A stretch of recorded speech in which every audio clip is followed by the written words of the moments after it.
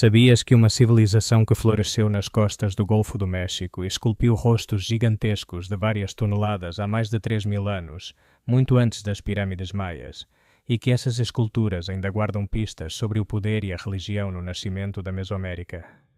Vamos levar-te ao coração olmeca, às terras hoje chamadas Veracruz e Tabasco, para reconstruir passo a passo quem foram, como viveram e por que as suas ideias e arte mudaram para sempre a região. Começaremos nos primeiros centros urbanos, como São Lourenço, seguiremos a monumentalidade de La Venta e decifraremos a iconografia. Jaguares, transformações humano-animal e símbolos que parecem saídos de um mito. Vais ver a tecnologia por trás das cabeças colossais, as redes de intercâmbio que ligavam jade e basalto a centenas de quilómetros, e as teorias que explicam o seu surpreendente declínio. Tudo será contado com evidência arqueológica, anedotas surpreendentes e reconstruções que facilitam a compreensão do complexo. Desde a vida cotidiana até a política ritual da elite. Se gostas de história que se sente como uma investigação detetivesca, esta viagem dar-te-á respostas e deixar-te-á com novas perguntas. Fica até ao final para descobrir o legado oculto dos olmecas nas grandes civilizações que vieram depois. Se te interessas por este tipo de histórias, subscreve e ativa as notificações para não perderes os próximos capítulos. A nossa intenção é reconstruir, com precisão arqueológica e ritmo narrativo cinematográfico, a história dos olmecas desde o seu surgimento até ao seu legado. Não é uma lista fria de datas. É uma viagem que combina evidências, hipóteses sólidas e cenas que ajudam o espectador a imaginar paisagens, cerimônias e as mãos que trabalharam a pedra. Começaremos por situar o espectador no onde e no quando. Os centros que dominaram o formativo médio, São Lourenço, La Venta e Três Zapotes, e o arco temporal aproximado em que estes lugares alcançaram a sua maior complexidade. A partir daí, iremos tema por tema: urbanismo e arquitetura, práticas rituais, iconografia e técnica artística, economia e redes de intercâmbio, organização social e as teorias sobre o seu declínio. Cada capítulo responderá a perguntas concretas do público. O que significam essas cabeças colossais? O que podia simbolizar o Jaguar? Como moviam blocos de basalto por dezenas de quilómetros? E, muito importante, distinguiremos entre o que está provado pela evidência e o que continua a ser debate acadêmico. A estrutura foi desenhada para reter a atenção. Capítulos breves e potentes, cada um dividido em temas autocontidos que podem ser ouvidos em qualquer ordem sem perder o contexto. Cada segmento incluirá, quando pertinente, uma microanedota arqueológica, dados surpreendentes para cativar nos primeiros segundos e uma transição que prepara o tema seguinte sem repetir informação. Visualmente, propomos apoiar a narrativa com mapas progressivos, reconstruções tridimensionais de praças e montículos, planos de detalhe de peças de jade e basalto e cenas de campo que mostrem a geografia real. Também integraremos esclarecimentos sobre métodos científicos. Como se datam os níveis ocupacionais, o que nos dizem as análises isotópicas sobre a mobilidade humana e por que certos achados, como o bloco de Cascajal, são polêmicos. O alcance é ambicioso, mas mensurável. Não tentaremos explicar todas as nuances linguísticas ou reivindicações étnicas impossíveis de demonstrar. Concentrar-nos-emos no que a arqueologia permite afirmar com maior segurança e nas hipóteses mais plausíveis sobre o incerto. Haverá espaço para as grandes perguntas: a língua olmeca, a natureza exata do poder político, e até que ponto os olmecas foram a cultura-mãe, ou um de vários polos influentes na Mesoamérica primitiva. O tom será divulgativo, mas respeitoso com a comunidade científica. Cada afirmação importante será apoiada pela lógica do registro arqueológico, estratigrafia, associação funerária, análise de materiais, e assinalaremos quando uma interpretação ainda é especulativa. Finalmente, esta narrativa destina-se a um público geral ávido de mistério histórico, mas exige clareza e rigor. Cada episódio deve deixar o espectador com uma compreensão mais rica do passado e com curiosidade para continuar a explorar. Se o que procuras é uma narrativa que combine mistério, evidência e reconstrução visual, esta é exatamente isso. História feita imagem e voz, com o compromisso de separar o provado do possível e converter dados técnicos em histórias humanas memoráveis. Para entender os Olmecas, é preciso primeiro ver o lugar onde emergiram. O seu coração encontra-se nas planícies baixas e pântanos do litoral do Golfo do México, no que são hoje os estados de Veracruz e Tabasco. Este espaço não é uma planície uniforme. Alterna manguezais costeiros, estuários, planícies aluviais alimentadas por rios poderosos e relevos vulcânicos na Serra dos Tuxtlas. Essa combinação de recursos, água doce abundante, solos ricos, rotas fluviais e acesso ao mar, criou um ambiente propício ao assentamento denso e à formação de centros primitivos com funções políticas e rituais. A rede hidrográfica é fundamental. Rios como o Coatzacoalcos, o Tonalá e o Papaloapan, e os seus numerosos afluentes, atuaram como autoestradas naturais. Numa região com vegetação densa e solos difíceis para caminhos terrestres, os barcos de vara e as canoas eram a forma mais eficiente de mover pessoas, alimentos e, sobretudo, materiais pesados, como blocos de basalto provenientes das terras altas dos Tuxtlas. As vias fluviais também facilitaram o intercâmbio. Jade, obsidiana, conchas marinhas e outras matérias-primas circulavam por estas rotas, ligando a costa a regiões mais internas do sudeste mesoamericano, e mais além o clima é tropical, úmido e com chuvas sazonais marcadas. Estas condições favorecem solos aluviais férteis, mas também expõem a população a inundações periódicas e à variabilidade hidrológica. As comunidades olmecas, segundo a evidência arqueológica, desenvolveram um manejo da paisagem que incluía plataformas elevadas, aterros e sistemas elementares de drenagem para proteger praças e estruturas cerimoniais. As zonas pantanosas ofereciam pesca abundante e recursos vegetais, enquanto os terraços e planícies permitiam culturas fundamentais como o milho, imprescindível para sustentar populações urbanas. A presença de vulcões e afloramentos basálticos em Los Tuxtlas é um fator determinante para a monumentalidade olmeca. Grande parte da matéria-prima para as cabeças colossais e outras esculturas proveio de pedreiras relativamente próximas. O desafio era a extração e o transporte de blocos de toneladas. A paisagem vulcânica, além disso, oferecia promontórios e materiais que, culturalmente, poderiam ter sido associados ao sagrado pela sua origem geológica e pelo seu impacto visual no ambiente. Do ponto de vista ecológico, o litoral do Golfo também oferece grandes recursos marinhos, moluscos, peixes e manguezais que sustentavam técnicas de recolha e pesca. A combinação de recursos terrestres e marinhos favoreceu uma economia mista que não dependia exclusivamente da agricultura nos seus primórdios, o que explica a capacidade destes centros para sustentar grandes obras públicas e classes especializadas de artesãos. Finalmente, a geografia explica também por que alguns locais cresceram onde o fizeram. San Lorenzo, La Venta e Três Zapotes localizam-se em pontos estratégicos de acesso fluvial ou em zonas interiores protegidas das piores inundações, o que facilitou a sua consolidação como centros políticos e cerimoniais. Visualizar esta paisagem, rios como veias, matagais, baixios inundáveis e afloramentos de basalto, é entender a logística por trás da monumentalidade e da vida cotidiana olmeca. Como as pessoas se moviam, como obtinham os recursos e por que a interação com o ambiente foi decisiva na sua história.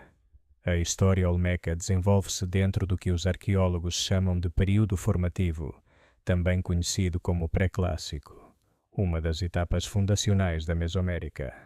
Esta grande era estende-se aproximadamente de 2500 a.C.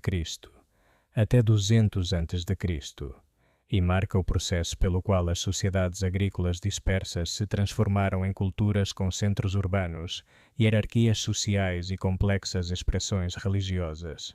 Dentro deste amplo enquadramento, os Olmecas foram protagonistas durante grande parte do formativo inicial e médio, com vestígios que se prolongam até ao tardio.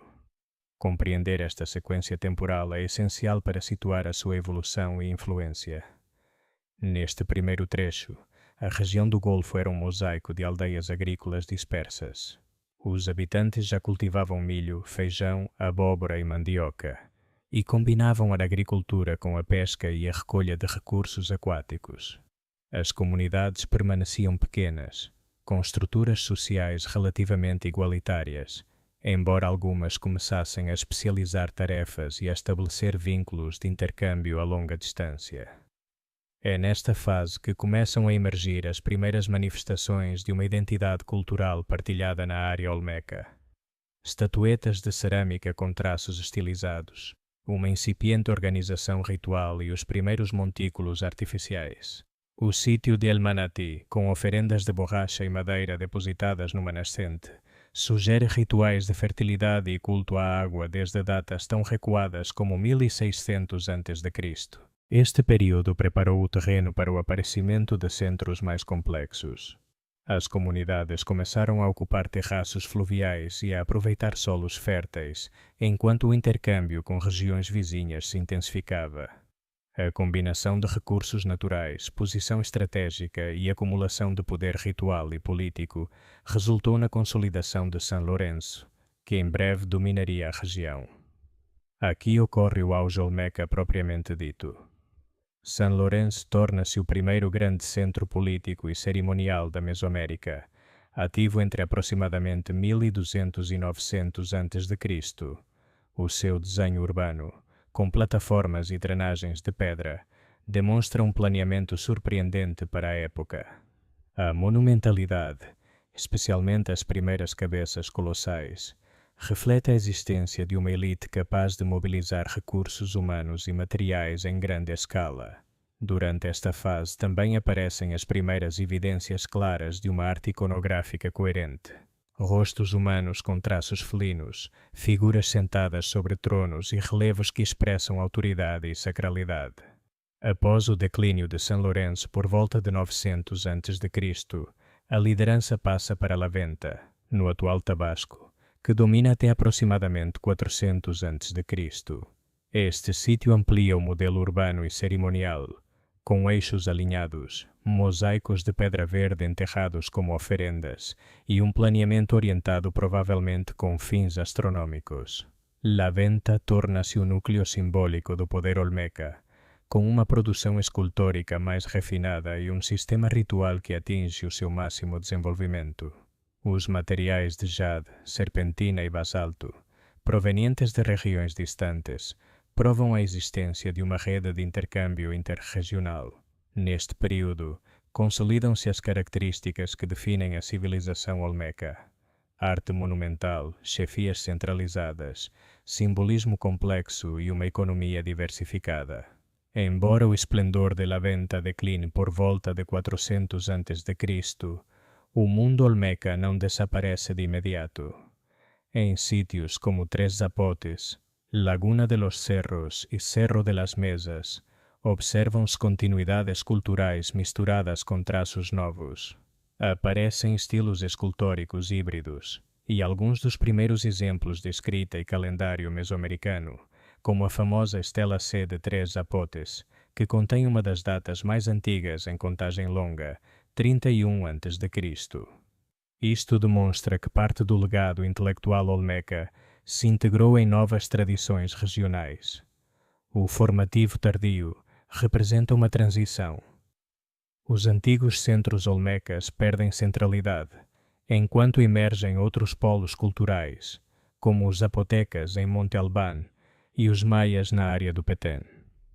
No entanto, as bases que os olmecas lançaram, o modelo de governo teocrático, a monumentalidade simbólica, o calendário ritual e a iconografia dual entre poder e natureza, difundem-se pela Mesoamérica, transformando-se, mas nunca desaparecendo.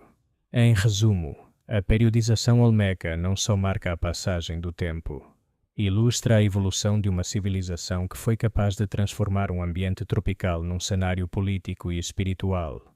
De 1600 a 400 a.C., o Golfo do México foi um laboratório onde se ensaiaram as ideias que depois definiriam o mundo mesoamericano. Por que falar dos Olmecas 3.000 anos depois? Porque sem eles a história mesoamericana não se entende. Foram a primeira sociedade que conseguiu articular poder político, arte monumental e pensamento simbólico em escala regional. Num território úmido e difícil, conseguiram erguer centros cerimoniais, organizar trabalho coletivo e criar uma linguagem visual que inspiraria gerações de culturas posteriores. Os Olmecas importam porque foram pioneiros. Antes deles, a Mesoamérica era uma constelação de aldeias agrícolas. Depois deles, surgiram civilizações com escrita, astronomia e arquitetura planeada. Neste sentido, os Olmecas representam um momento de origem, o instante em que a vida agrícola se torna civilização. A sua iconografia, essas figuras humanas com traços felinos e olhos amendoados, é muito mais do que arte. É uma teologia visual do poder, da fertilidade e da conexão com as forças naturais. Também importam pela sua inovação tecnológica e social. As cabeças colossais são o símbolo mais visível, mas o verdadeiramente espantoso é o que implicam: extração, transporte e escultura de blocos de mais de 20 toneladas sem o uso da roda nem de animais de tração. Isso requer organização, planeamento e autoridade. O seu urbanismo, com drenagens de pedra e plataformas artificiais, revela conhecimento de engenharia e controlo do ambiente, algo inédito para a sua época. No âmbito simbólico, os Olmecas foram os inventores de uma linguagem visual comum na Mesoamérica. Elementos como a serpente emplumada, o jaguar sobrenatural ou a divisão tripartida do cosmos aparecem primeiro nas suas obras e depois multiplicam-se em culturas posteriores. Zapotecas, maias, teotihuacanos e mexicas reinterpretaram essas imagens ao longo dos séculos. Os Olmecas não deixaram apenas ruínas, deixaram um código de símbolos que viajou na memória cultural mesoamericana. Além disso, o seu sistema de organização política antecipa o que mais tarde seriam as teocracias mesoamericanas, o governante como intermediário entre os homens e os deuses. A evidência escultórica mostra figuras sentadas em tronos e emergindo de grutas ou portando atributos sagrados. Estas representações não eram casuais, consolidavam a autoridade através do divino. O poder olmeca construiu-se tanto com força material como com legitimidade espiritual. A nível arqueológico, os Olmecas também são importantes pelo debate que provocam. Desde o século XX que se discute se devem ser considerados a cultura-mãe da Mesoamérica, a que deu origem a todas as outras, ou uma cultura irmã dentro de uma rede de desenvolvimentos simultâneos. Ambas as abordagens reconhecem a sua influência. A diferença está no seu grau de centralidade. O certo é que, mãe ou irmã, a sua marca é indiscutível. Onde quer que se procure nos séculos posteriores, aparecem ecos do seu pensamento. A sua relevância contemporânea vai além da arqueologia. No imaginário moderno, os Olmecas simbolizam o mistério das origens. Rostos de pedra que olham para o horizonte com expressão serena, lembrando-nos que muito antes dos impérios maias e mexicas já havia sociedades que pensavam no seu lugar no cosmos. Em tempos onde a identidade cultural e o respeito pelo passado são temas centrais, os Olmecas oferecem uma raiz tangível para compreender como as civilizações mesoamericanas entenderam o poder, a natureza e a transcendência. Por isso importam, porque foram os primeiros a converter a selva tropical numa arquitetura do espírito humano. Compreendê-los é olhar para o ponto de partida de um mundo que ainda nos fala em pedra, jade e silêncio. No coração do Golfo do México, sobre um terraço natural rodeado por rios e pântanos, ergue-se um dos lugares mais enigmáticos e pioneiros da história americana. San Lorenzo Tenochtitlan, considerado o primeiro grande centro urbano e cerimonial da Mesoamérica. Situado no atual sul de Veracruz, a cerca de 60 quilômetros terra adentro da costa, Este sítio marcou o início do poder olmeca e o nascimento da civilização mesoamericana. Tal como a conhecemos, San Lorenzo não é apenas um ponto no mapa arqueológico. Foi o epicentro de um processo de transformação sem precedentes. O seu auge situa-se entre 1200 e 900 a.C., dentro do formativo médio, embora as primeiras ocupações datem mesmo de 1600 a.C., e o seu declínio se observa por volta de 900 a 850 a.C. Após o seu abandono relativo, a hegemonia transferiu-se para La Venta, em Tabasco.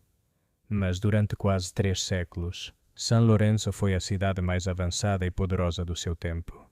O ambiente em que se instalou é fundamental para compreender o seu desenvolvimento. Localiza-se sobre uma elevação natural entre os rios Chiquito, Tenochtitlan e Coatzacoalcos, numa região de solos férteis, facilmente irrigáveis e ricos em recursos aquáticos. A posição era estratégica, suficientemente alta para evitar inundações e, ao mesmo tempo, próxima dos rios navegáveis que ligavam a outras aldeias e ao mar. Essa combinação de isolamento controlado e acessibilidade fluvial deu-lhe vantagens tanto econômicas como defensivas. Do ponto de vista cronológico, os arqueólogos definiram várias fases de ocupação. As mais antigas, como a fase Ojochi, por volta de 1600 a 1400 a.C., refletem aldeias agrícolas dispersas com uma produção cerâmica inicial. A seguinte, a fase Bajío, de 1400 a 1250 a.C., já mostra uma incipiente organização social hierarquizada. Mas é durante a fase San Lorenzo, de 1250 a 900 a.C., que o sítio atinge a sua máxima complexidade. Constroem-se grandes plataformas, desenvolvem-se sistemas de drenagem, esculpem-se as primeiras cabeças colossais e consolida-se uma elite capaz de dirigir obras públicas monumentais. Este período coincide com uma expansão cultural olmeca mais ampla. San Lorenzo funcionou como um centro reitor de intercâmbio, onde chegavam matérias-primas de regiões distantes, jade da Guatemala, obsidiana do Planalto, basalto dos Tuxtlas, que eram transformadas e redistribuídas. A evidência arqueológica sugere que a população total pôde oscilar entre 5.000 e 10.000 habitantes, um número considerável para a época, e que se estendia por um conjunto de aldeias satélite. O sítio foi redescoberto no século XX.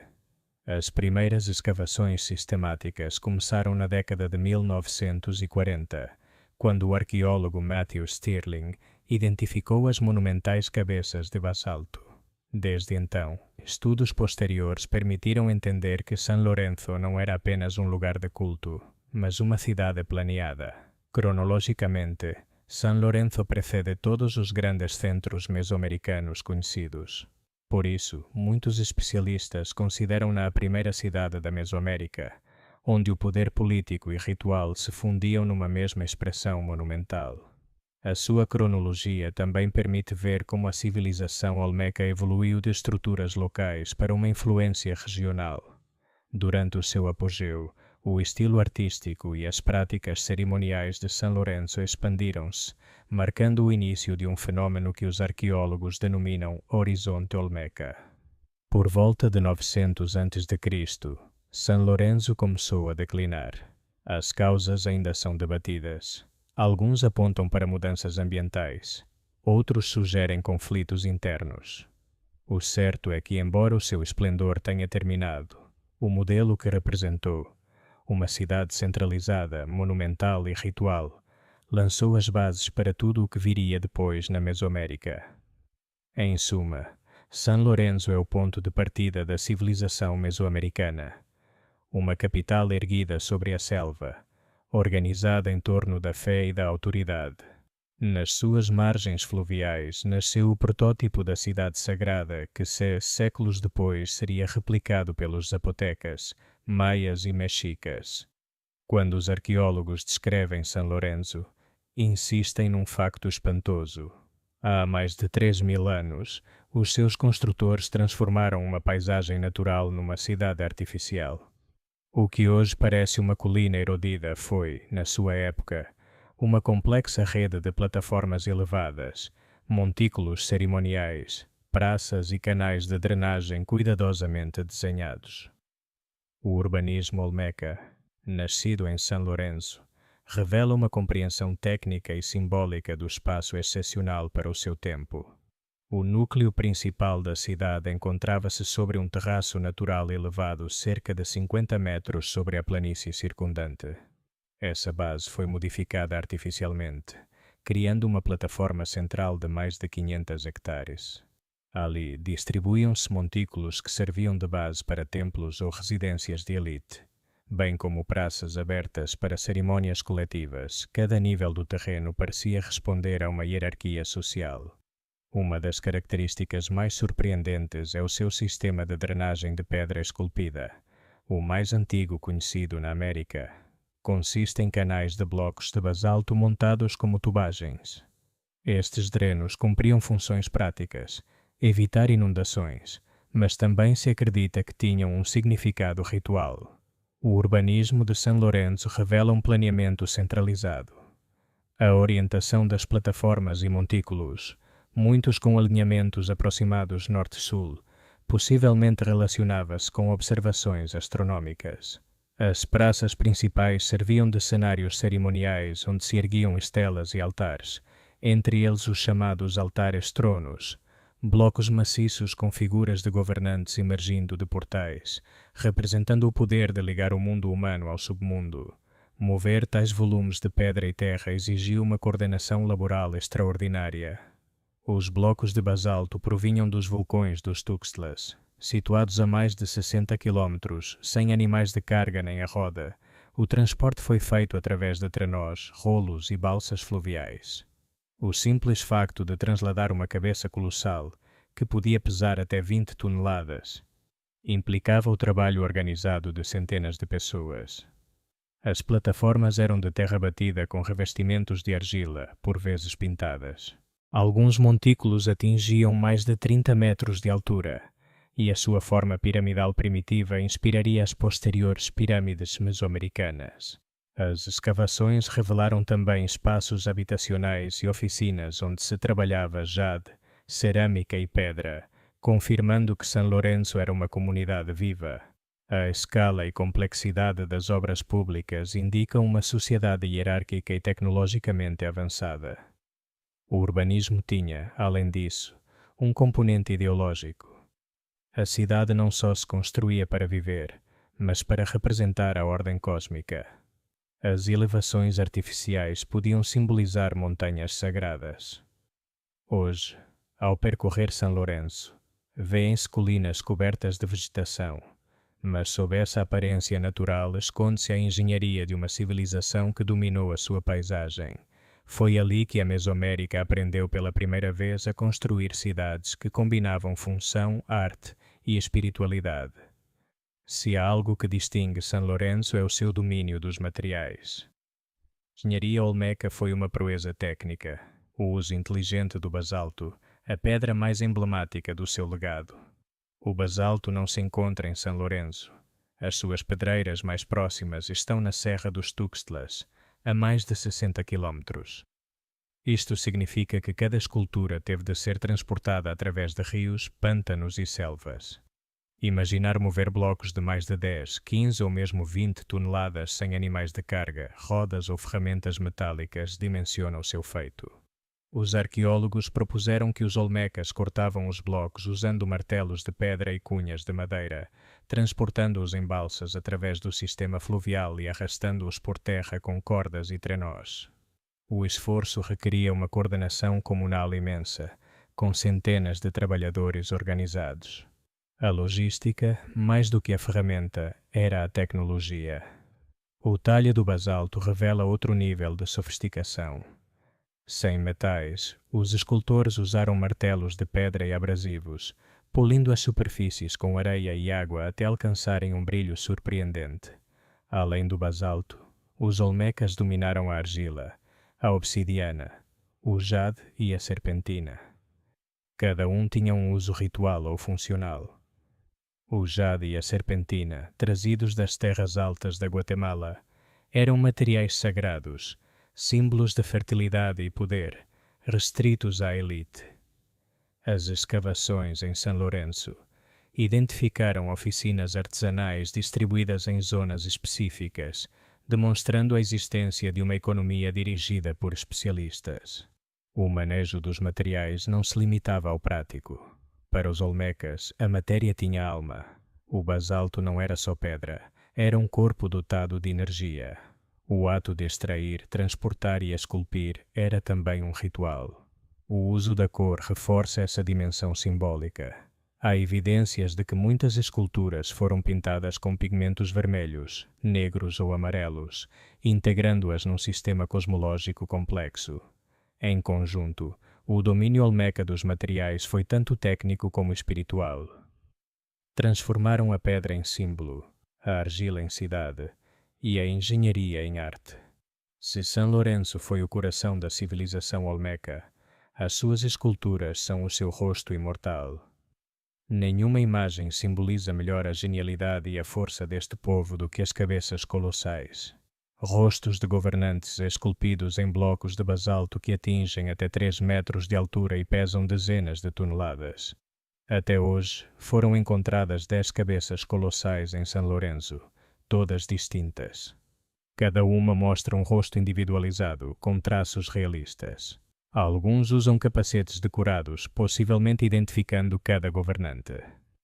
O detalhe é tal que se consideram retratos personalizados dos reis olmecas.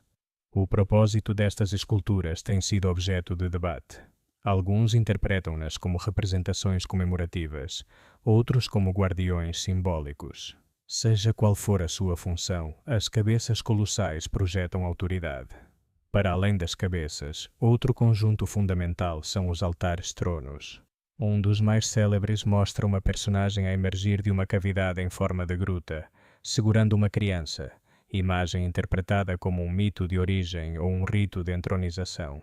Estas esculturas não eram ornamentos. A sua localização seguia uma ordem ritual.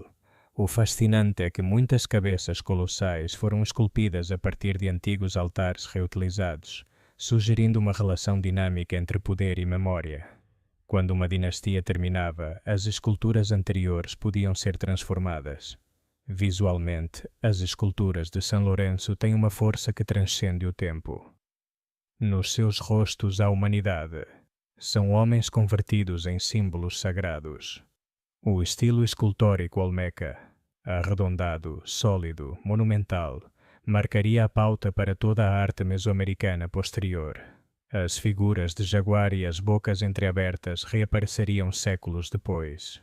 De alguma forma, as cabeças colossais são os primeiros retratos do poder na América. Cada um destes monólitos resume a essência do mundo olmeca, a união entre o homem, a natureza e o sagrado.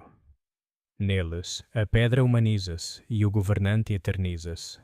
3.000 anos depois, continuam a olhar para nós com o mesmo silêncio imponente. Durante o seu máximo esplendor, entre os anos 1200 e 900 a.C., São Lourenço não foi apenas uma cidade. Foi o coração pulsante da civilização olmeca. Uma capital que articulou uma vasta rede de aldeias, oficinas e rotas comerciais.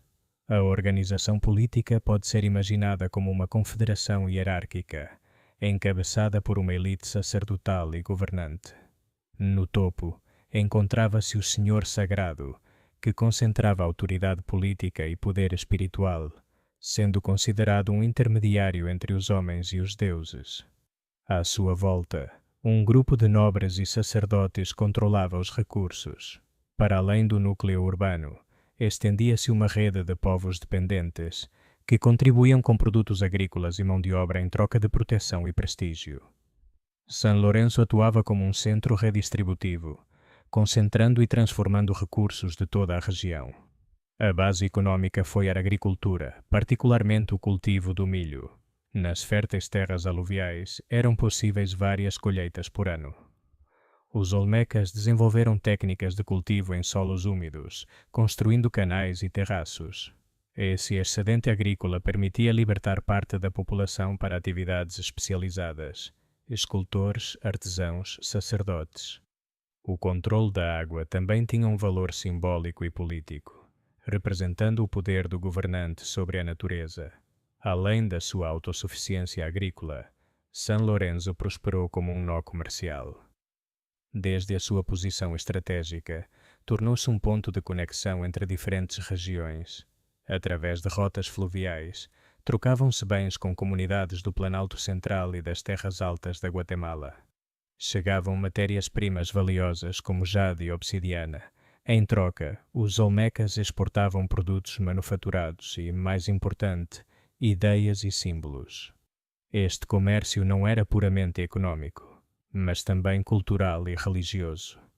O estilo olmeca começou a aparecer em regiões distantes, indicando um intercâmbio entre elites. São Lourenço era o eixo desse sistema de intercâmbios simbólicos, irradiando ideologia e poder. O modelo econômico pode ser entendido como um sistema redistributivo teocrático. Os agricultores entregavam parte da sua produção ao centro. Os governantes armazenavam e devolviam esses bens em festividades. Este fluxo reforçava a dependência em relação à elite. A urbanização não teria sido possível sem uma organização laboral eficiente. A construção de plataformas e montículos exigia a mobilização de milhares de toneladas de terra. O trabalho coletivo parece ter sido sustentado pela religião, com as obras públicas a serem realizadas como atos rituais. Havia também uma clara divisão do trabalho, com bairros de artesãos especializados. O poder político de São Lourenço não se sustentava apenas na economia, mas na ideologia religiosa. O governante era uma figura sagrada, mediador entre os deuses e o povo. A sua imagem era plasmada em esculturas colossais e altares, que serviam como propaganda, mostrando a sua força e conexão com o divino. Por volta de 900 a.C., São Lourenço começou a perder a sua hegemonia. Os canais enchiam-se de sedimentos, as terras empobreciam e o poder político começou a fragmentar-se. Em qualquer caso, o modelo que ali nascera, uma cidade planeada, um governo teocrático, uma economia redistributiva, sobreviveu nas gerações seguintes e serviu de modelo para todas as civilizações mesoamericanas posteriores. Por volta do ano 900 a.C., o coração do mundo olmeca começou a deslocar-se. São Lourenço foi abandonada gradualmente, as suas esculturas monumentais decapitadas ou transferidas, mas aquele fim não marcou o desaparecimento da cultura olmeca. Foi uma transformação. A pouco mais de 150 quilômetros a nordeste, numa ilha natural rodeada por pântanos e rios, erguia-se um novo centro que herdaria e ampliaria a grandeza anterior. La Venta. A mudança entre São Lourenço e La Venta representa uma das transições mais significativas do México Antigo, coincidindo com a passagem do formativo inicial para o formativo médio, aproximadamente entre 900 e 400 a.C. Neste período, os olmecas experimentaram transformações políticas e sociais. O poder concentrou-se em novas elites, mais ritualizadas, com um controlo simbólico mais forte. A arquitetura tornou-se mais planeada e a arte adquiriu uma clara função ideológica. A escolha de La Venta não foi casual. A sua localização oferecia vantagens estratégicas e simbólicas. O sítio erguia-se sobre uma ligeira elevação, o que o convertia numa espécie de ilha sagrada. A partir daí, os olmecas podiam controlar rotas de intercâmbio. Essa ligação entre terra e água tinha também um valor espiritual. As evidências arqueológicas sugerem que a transição não foi abrupta, mas uma reconfiguração progressiva do poder. Alguns dos mesmos linhagens provavelmente migraram para o novo centro, levando consigo técnicas e tradições. A continuidade cultural percebe-se nos estilos artísticos e nos materiais. No entanto, La Venta não foi uma simples herdeira. Representou um salto qualitativo. Enquanto São Lourenço se distinguia pela sua engenharia prática, La Venta foi concebida como uma paisagem ritual total, onde cada elemento obedecia a uma lógica simbólica. Se São Lourenço foi a experiência política, La Venta foi a culminação teocrática do poder olmeca. A expansão de La Venta coincidiu com a intensificação do comércio interregional. Bens de prestígio fluíam de para regiões distantes, consolidando a sua posição como centro hegemônico. Entre os séculos 8 e 6 a.C., La Venta atingiu o seu apogeu. A sua população cresceu e os monumentos multiplicaram-se, tornando-se o modelo de uma nova forma de autoridade sagrada, cujos símbolos seriam adotados por civilizações posteriores. Nesse sentido, a transição de São Lourenço para La Venta foi o passo do poder humano para o poder divinizado no pensamento mesoamericano. La Venta não foi uma cidade qualquer. O seu desenho urbano respondeu a um planeamento consciente, carregado de simbolismo cósmico. O conjunto central, orientado aproximadamente 8 graus a oeste do norte, revelava uma intenção astronômica. No coração de La Venta, erguia-se um grande eixo cerimonial, com mais de 1 quilômetro de comprimento, que atuava como espinha dorsal do assentamento. Na sua extremidade norte, encontrava-se o Complexo A, uma série de pátios onde foram encontrados mosaicos de jade, enterrados intencionalmente como oferendas. O elemento mais imponente era o Montículo C, uma colina artificial com cerca de 30 metros de altura, cuja silhueta cônica foi interpretada como uma representação da montanha sagrada, o Axis Mundi. Esta forma simbólica reapareceria séculos depois nas pirâmides de Teotihuacan e dos Maias. As praças adjacentes teriam servido para cerimônias públicas. O mais notável do desenho de La Venta é a integração do natural e do construído. O sítio erguia-se sobre uma elevação rodeada por pântanos, e os seus arquitetos aproveitaram essa geografia para reforçar o caráter sagrado do lugar. Outro aspecto distintivo foi o uso de cores e materiais contrastantes. Escavações revelaram pisos com argilas vermelhas, amarelas e brancas. O eixo cerimonial também servia como enquadramento narrativo do poder. Ao longo das suas estruturas, distribuíam-se monumentos escultóricos que atuavam como marcos visuais de autoridade. O grau de planeamento sugere a existência de uma administração centralizada. Mas, para além do controlo político, La Venta encarna uma concepção estética e espiritual que transformou a paisagem natural num cenário cerimonial total. Em conjunto, o desenho de La Venta foi um manifesto em terra e pedra, uma arquitetura que ordenava o cosmos. Se São Lourenço assombrou o mundo antigo, La Venta elevou a expressão artística e simbólica dos olmecas a um nível sem precedentes. Neste sítio, a monumentalidade não se limitou ao tamanho, mas à sua intencionalidade ritual. Um dos elementos mais enigmáticos são os mosaicos de jadeíte, encontrados no complexo. Estas composições geométricas foram enterradas intencionalmente, sugerindo que nunca foram destinadas a ser vistas. Cada mosaico formava uma espécie de máscara, e o seu ocultamento reforça a ideia de que funcionavam como oferendas fundacionais. A monumentalidade expressou-se também através dos tronos ou altares de pedra, blocos maciços de basalto trazidos das montanhas dos Tuxtlas, a mais de 80 quilômetros. Estes altares apresentam cenas de figuras humanas a emergir de nichos ou grutas, representando o renascimento ou a ligação entre o submundo e o mundo terreno. Alguns altares mostram governantes a segurar figuras pequenas, sugerindo rituais de legitimação dinástica. Mas nenhuma manifestação artística de La Venta é tão icônica como as cabeças colossais, as últimas e mais refinadas de todo o período olmeca. Das 17 cabeças monumentais conhecidas, pelo menos 4 provêm de La Venta e mostram um grau de realismo mais apurado.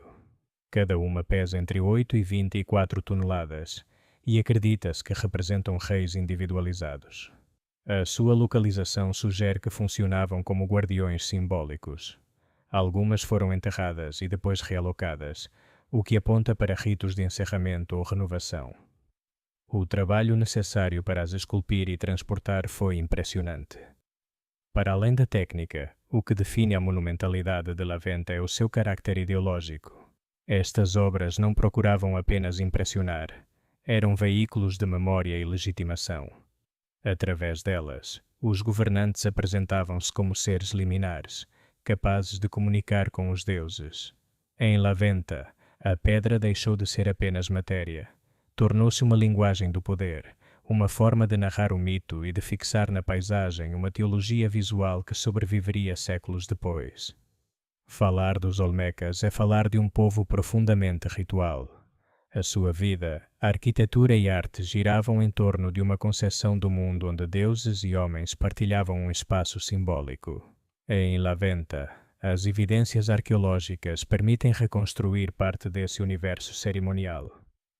O primeiro indício vem da disposição espacial do sítio.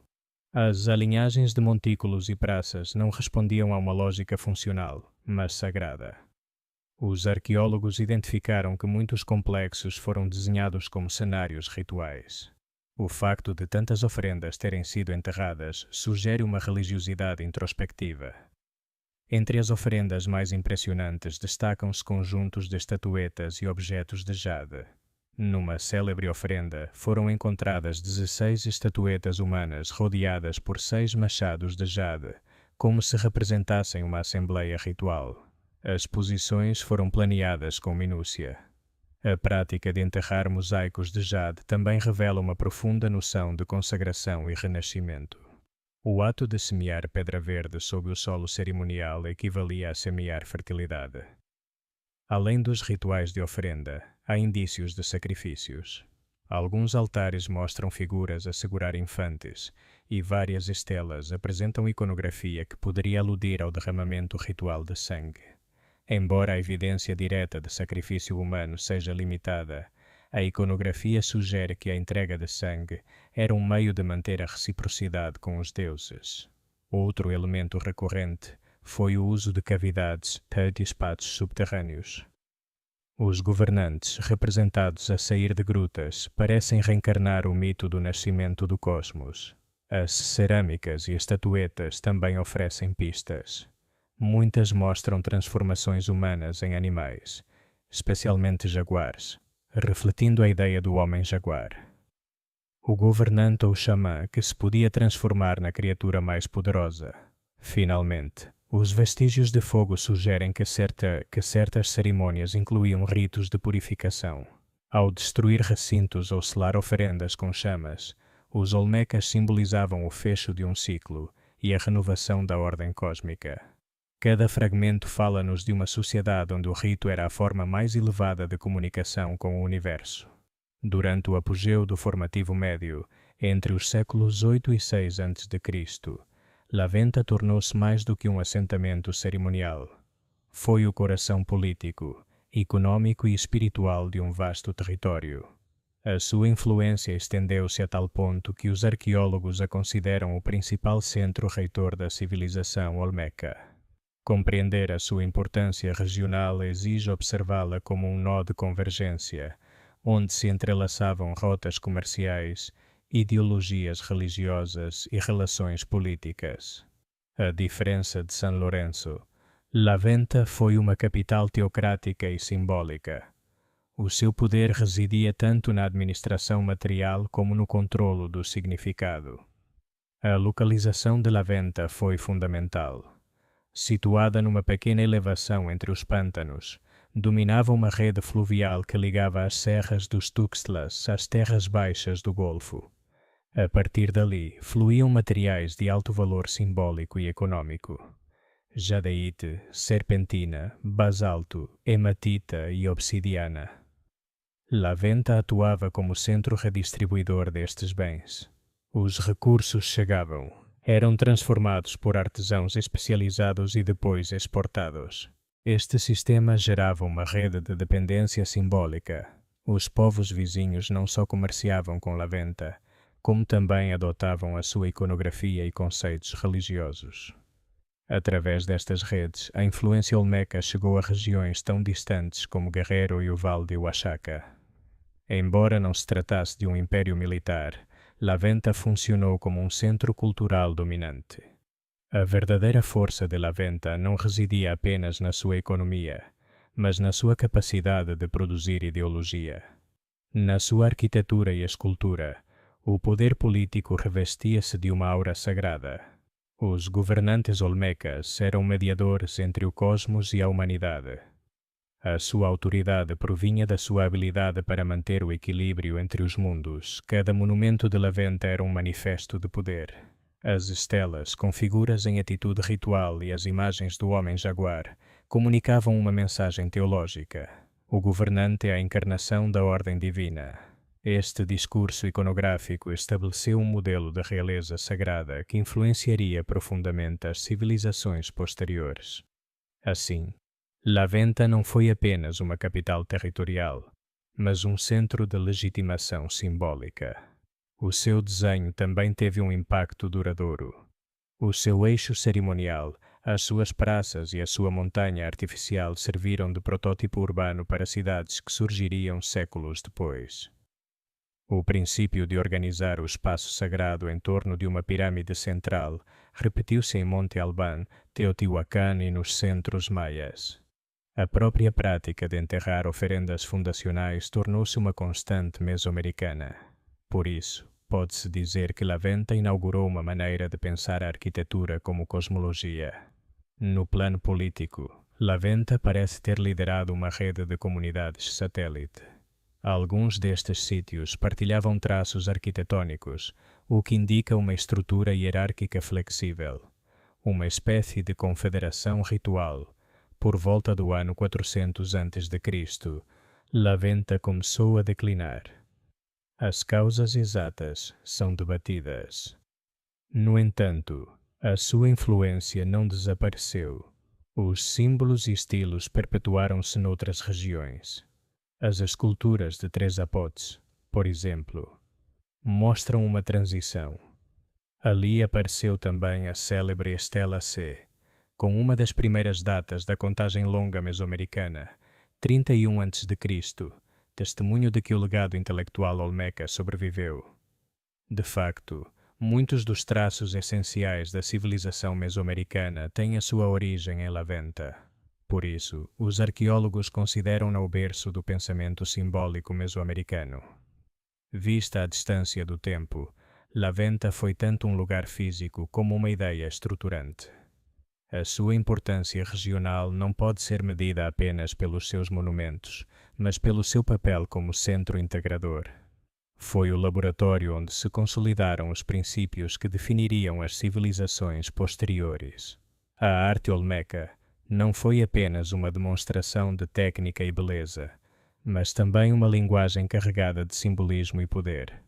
Cada escultura, cada objeto esculpido, refletia uma cosmovisão na qual o humano, o divino e o natural estavam entrelaçados.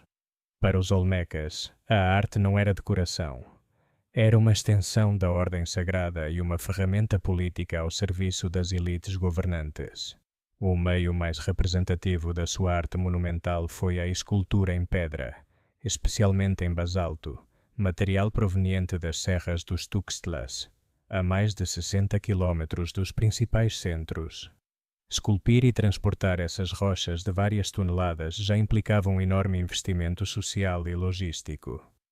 Entre estas obras, as cabeças colossais são as mais emblemáticas.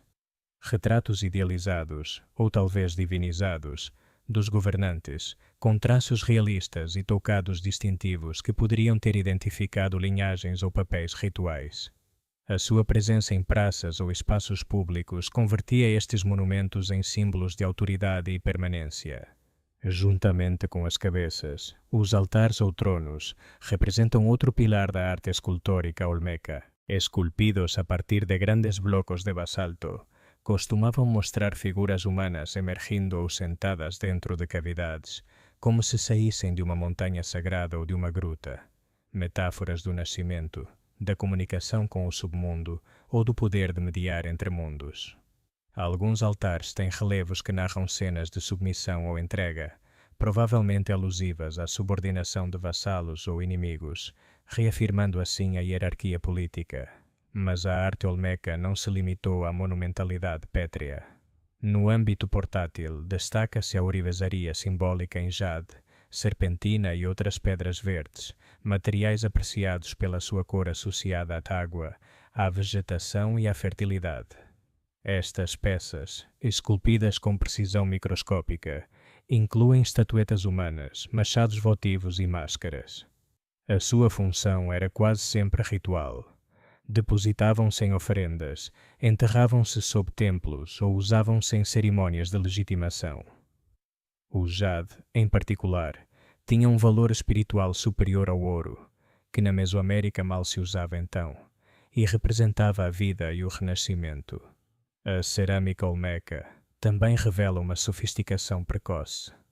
Ao contrário de outras culturas contemporâneas, os olmecas desenvolveram formas finamente modeladas e decoradas, muitas delas com representações antropomórficas ou zoomórficas.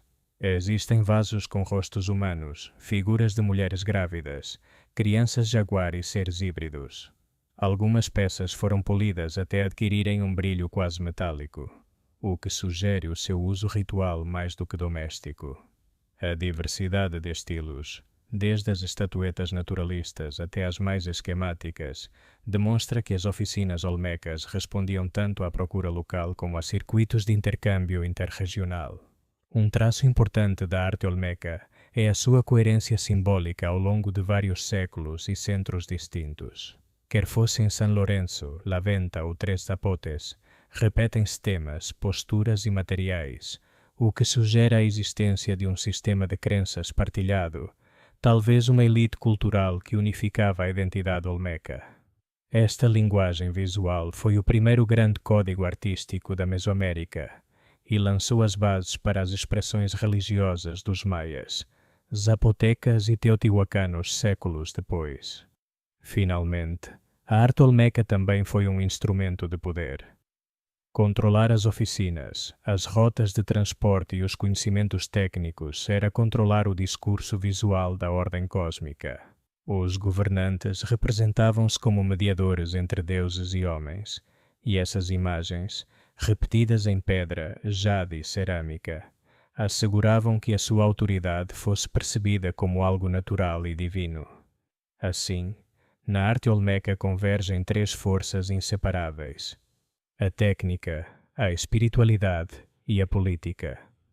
Se algo distingue a arte olmeca de todas as outras culturas pré-colombianas é a sua iconografia híbrida, onde os limites entre o humano, o animal e o sobrenatural se esbatem.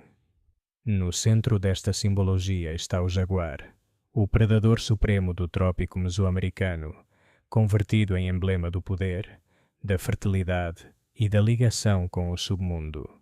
O jaguar foi muito mais do que um animal venerado. Representava a força vital que unia a terra, a água e a escuridão. A sua capacidade de se mover tanto na selva como na água converteu-o num símbolo de trânsito entre mundos, ideal para expressar a ideia de xamãs ou governantes capazes de cruzar entre a realidade terrena e o plano espiritual. Em muitas esculturas, o jaguar aparece fundido com traços humanos, bocas abertas em forma de U, presas curvas, olhos amendoados e narizes achatados. Este motivo é o que os arqueólogos denominaram o Er-Jaguar, homem-jaguar ou jaguar transformado, talvez a figura mais enigmática e discutida da arte olmeca. O Er-Jaguar poderia representar várias coisas: um deus da chuva e da fertilidade, um ancestral mítico ou uma encarnação do poder xamânico. Algumas estatuetas mostram bebés com traços felinos, corpos moles e expressões melancólicas. Estes infantes jaguar poderiam aludir a nascimentos divinos, sacrifícios rituais ou ao mito da origem das chuvas. Outras esculturas, por outro lado, apresentam adultos com tocados de jaguar ou transformações parciais, sugerindo um processo de metamorfose espiritual. Esta fascinação pela transformação humano-animal é um dos pilares da religião olmeca. Acredita-se que os seus líderes, em cerimônias específicas, encarnavam os deuses através de transes, danças ou uso de máscaras. Em algumas peças de jade, encontraram-se rostos humanos parcialmente cobertos por mandíbulas felinas, como se o indivíduo adotasse a identidade do jaguar. Este motivo não só expressa poder espiritual, mas também domínio político. O governante que se torna jaguar transforma-se no mediador supremo entre os mundos. Juntamente com o jaguar, aparecem outros animais sagrados, a serpente, a águia, o caimão, mas nenhum com tanta presença como este felino. A sua figura repete-se em machados votivos, relevos, mosaicos e esculturas portáteis. Mesmo nos altares, observam-se personagens a emergir de grutas com traços felinos, o que reforça a ideia do jaguar como espírito do submundo e da montanha sagrada. Na arte olmeca, a gruta é o portal para a origem, e o jaguar, o seu guardião. Esta iconografia também tem uma dimensão política e social. As elites olmecas provavelmente usavam o simbolismo do jaguar para legitimar o seu poder. Ao associarem-se ao animal mais temido e respeitado, os governantes apresentavam-se como seres com força sobrenatural, capazes de controlar as chuvas, os ciclos agrícolas e a harmonia do cosmos. Neste sentido, o jaguar era tanto uma figura religiosa como um emblema dinástico. O fascinante é que esta simbologia transcendeu o seu tempo. Séculos depois, maias, zapotecas e mexicas continuariam a usar o jaguar como símbolo de realeza e guerra sagrada. Mas tudo começou com os olmecas, os primeiros a esculpir a metamorfose entre homem e fera como uma verdade espiritual. A arte olmeca, no seu âmago, fala da união entre o mundo físico e o espiritual, entre o visível e o invisível. O jaguar e o ex-jaguar não são apenas figuras mitológicas, mas metáforas dessa busca de equilíbrio entre natureza, poder e transcendência que definiu o pensamento mesoamericano desde a sua origem. A arte e a religião olmeca não podem ser compreendidas sem a sua profunda ligação com a cosmologia e os símbolos naturais. Cada objeto, cada estrutura e cada representação estava imbuída de significados que ligavam os governantes à ordem do universo. Entre os elementos mais recorrentes destacam-se a água e as grutas, símbolos que articulavam conceitos de poder, fertilidade e legitimidade. A água tinha um valor central na cosmovisão olmeca. As regiões do Golfo do México, onde floresceram São Lourenço, La Venta e Três Zapotes, são ricas em rios, pântanos e lagoas. Para os olmecas, estes corpos de água não eram meros recursos naturais. Eram portais para o submundo, espaços liminares onde o humano podia contactar com o divino. Os montículos e praças de La Venta, por exemplo, alinhavam-se frequentemente com rios ou canais artificiais, como se a água rodeasse e protegesse o eixo cerimonial, reforçando o seu caráter sagrado. Além disso, a associação da água com a fertilidade agrícola ligava diretamente a legitimidade do governante à prosperidade do seu povo. Quem controlava os rituais da água, controlava a vida. As grutas, tanto reais como simbolizadas em altares e relevos, representam outro eixo cosmológico. Muitas esculturas mostram figuras a emergir de cavernas ou montículos cônicos, um motivo que se interpreta como o nascimento do cosmos ou do poder sagrado. Para os olmecas, o governante que aparecia da gruta não só encarnava a criação, como demonstrava a sua capacidade de atravessar os limites do mundo visível e invisível. Esta iconografia da transformação e do surgimento de grutas sublinha a ideia de que o poder político e espiritual está intrinsecamente ligado ao sagrado. O jaguar, recorrente nesta iconografia, reforça estas ligações. Como habitante da selva e do submundo, simboliza força, vigilância e domínio sobre a natureza. As figuras Wer-Jaguar combinam o humano e o felino, mostrando a capacidade do governante de assumir atributos divinos e exercer autoridade ritual sobre a sua comunidade. Por outras palavras, a legitimidade não só se proclamava, demonstrava-se através da posse do poder cósmico, visível em esculturas, altares e oferendas. O simbolismo olmeca também abrange a dualidade e a transformação. Água e terra, vida e morte, humano e animal entrelaçam-se numa ordem onde a autoridade se legitima pela mediação entre opostos. As oferendas enterradas sob montículos ou pisos cerimoniais, mosaicos de jade, machados votivos, estatuetas humanas, representavam a participação do governante no ciclo cósmico, assegurando fertilidade, abundância e continuidade do poder. Desta maneira, a cosmologia olmeca não era um conhecimento abstrato, mas um instrumento prático de governação. O governante que entendia os símbolos da água, da gruta e do jaguar podia apresentar-se como o mediador indispensável entre os deuses e a população. Cada escultura, cada altar e cada objeto ritual funcionava como um lembrete visual desta hierarquia sagrada, consolidando o poder político através da religião e do simbolismo. Em suma, a relação entre arte, cosmologia e legitimidade política na cultura olmeca demonstra que a monumentalidade e a iconografia não eram um mero luxo estético. Eram a linguagem com que se comunicava a ordem cósmica e social, e com que os governantes afirmavam a sua autoridade sobre a região. Um achado que amplia a compreensão da cultura olmeca é a Tábua de Cascajal, descoberta em Veracruz e datada aproximadamente entre 900 e 600 a.C. Esta peça de pedra com inscrições gravadas apresenta símbolos repetitivos que alguns arqueólogos interpretam como uma forma primitiva de escrita ou proto-escrita. Embora a interpretação ainda seja objeto de debate, Cascajal evidencia a capacidade dos olmecas de codificar informação e transmiti-la de forma simbólica. Alguns sugerem que estas inscrições poderiam ter servido para registar rituais, genealogias ou propriedade de bens, enquanto outros defendem que são mais provavelmente um sistema ritual ideológico do que um alfabeto formal. O que é claro é que Cascajal reforça a noção dos olmecas como pioneiros intelectuais da Mesoamérica, capazes de combinar arte, religião e comunicação simbólica num complexo sistema cultural. Embora breve, esta menção recorda-nos que a monumentalidade e a iconografia não foram a sua única ferramenta de expressão. A linguagem escrita ou simbólica também estava a emergir no seu horizonte criativo. A arte olmeca não pode ser separada da política nem da religião. Era um veículo direto de legitimação e poder.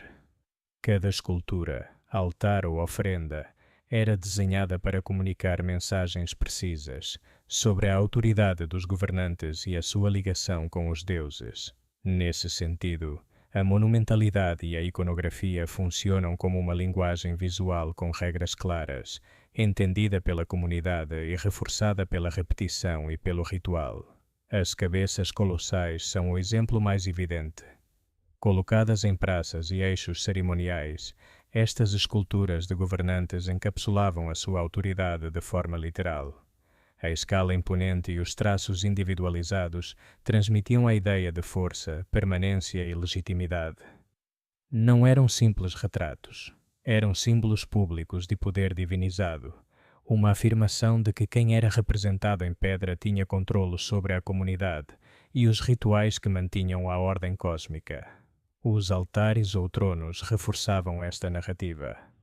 Cenas de figuras humanas a emergir de grutas ou a segurar objetos rituais expressavam o vínculo direto do governante com a criação e o submundo. Cada baixo relevo mostrava o líder como mediador cósmico, capaz de manter a harmonia entre mundos e assegurar fertilidade, chuva e prosperidade agrícola. Neste sentido, a escultura funcionava como texto visual, compreensível para a população e reforçado através de cerimônias e oferendas. As estatuetas de jade e cerâmica estendiam esta comunicação a contextos mais íntimos ou rituais.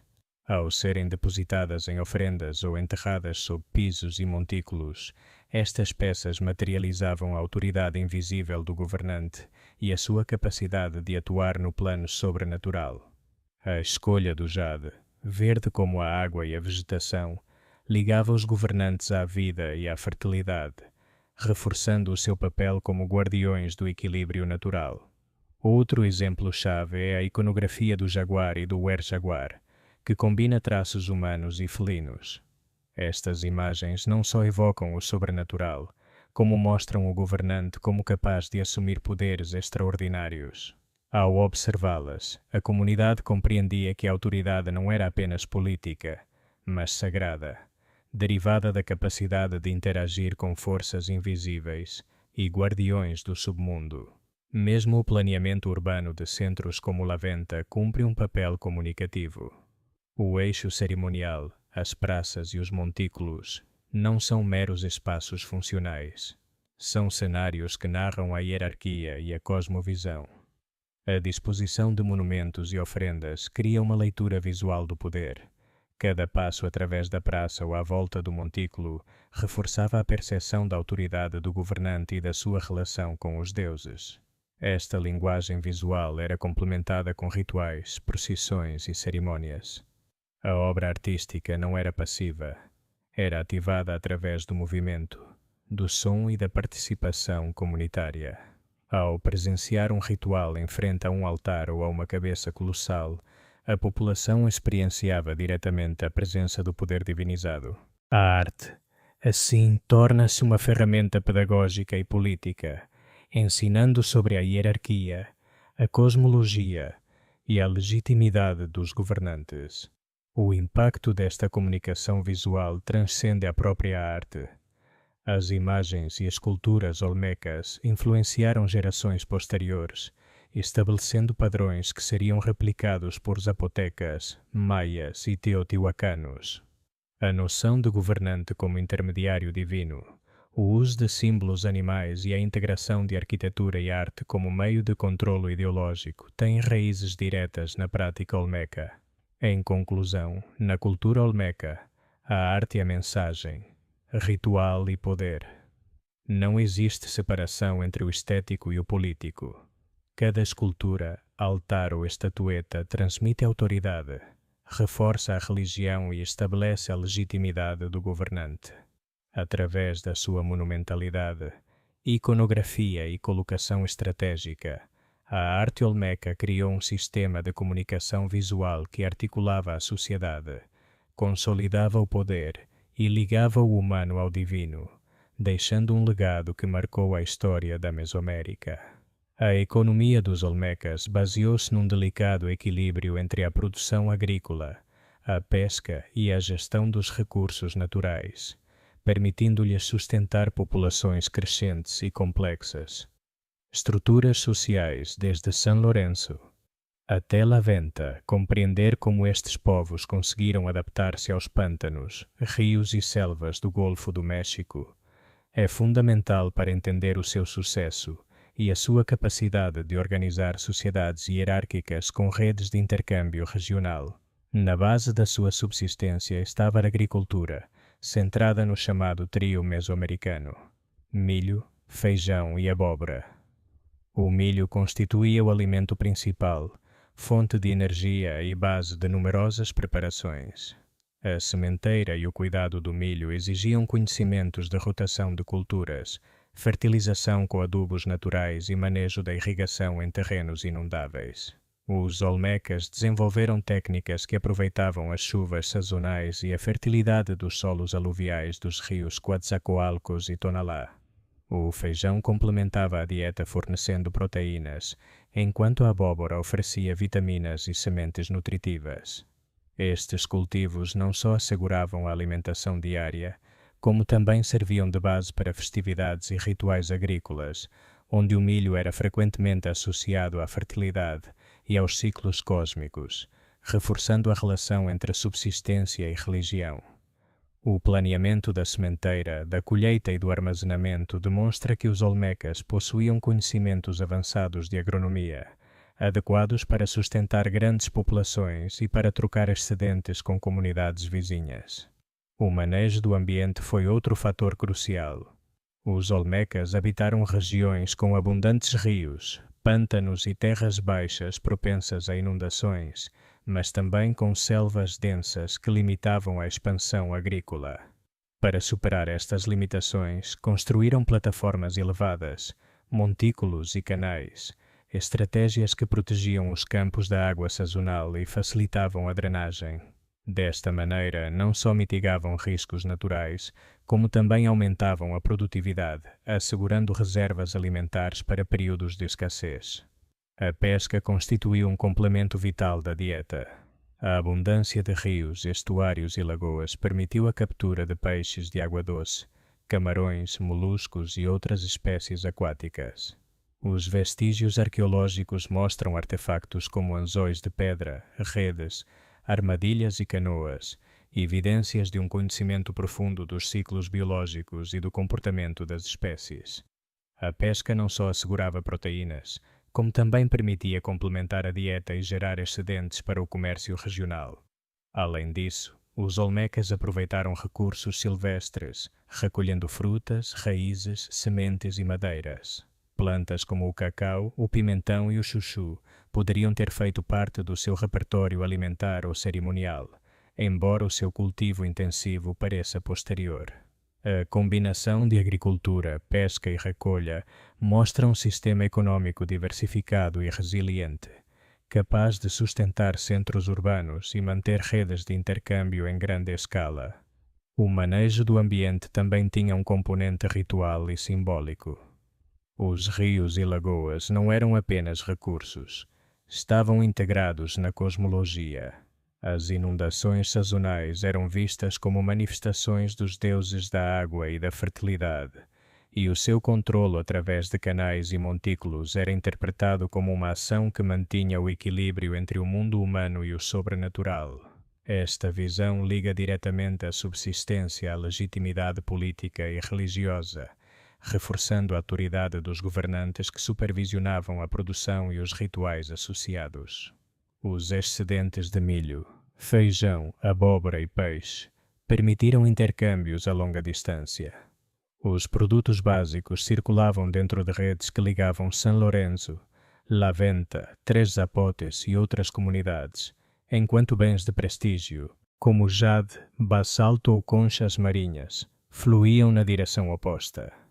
Este sistema de redistribuição implicava coordenação social, liderança centralizada e planeamento em grande escala.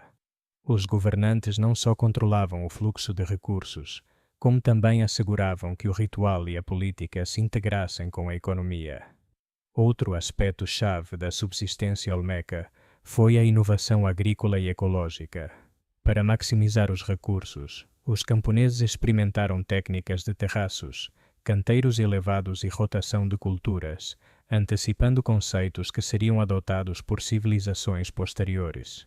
O manejo da água, com canais e pequenas represas, permitiu-lhes garantir colheitas mesmo durante períodos de seca parcial, consolidando a estabilidade social e a capacidade de sustentar grandes centros cerimoniais.